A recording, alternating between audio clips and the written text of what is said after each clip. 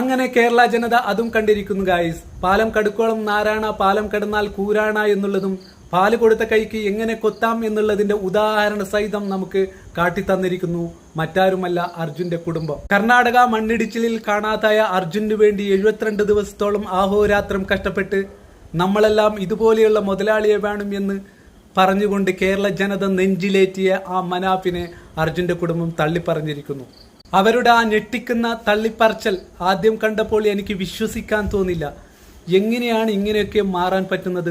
ഓന്തിന് പോലും ഇത്രത്തോളം നിറം മാറാൻ സാധിക്കുമെന്ന് തോന്നുന്നില്ല. ഇതിന്റെ പിന്നിൽ ആരൊക്കെയോ ഉണ്ട് എന്നുള്ളതിൽ ഒരു സംശയവുമില്ല. എന്നിരുന്നാലും ഇത്രത്തോളം കഷ്ടപ്പെട്ട മനാഫിന് അവസാനം കിട്ടിയ പ്രതിഫലം എന്തെന്നോർക്കുമ്പോൾ ഒരു വിഷമമുണ്ട്. ആരെന്തൊക്കെ പറഞ്ഞാലും മനാഫിന്റെ കൂടെ ഞങ്ങൾ കട്ടക്ക് സപ്പോർട്ടിന് ഉണ്ട് എന്നുള്ളതും കൂടി ഓർമ്മിപ്പിച്ചുകൊണ്ട് ഞാൻ ഈ വീഡിയോ വൈൻഡപ്പ് ചെയ്യുന്നു. ഓക്കെ.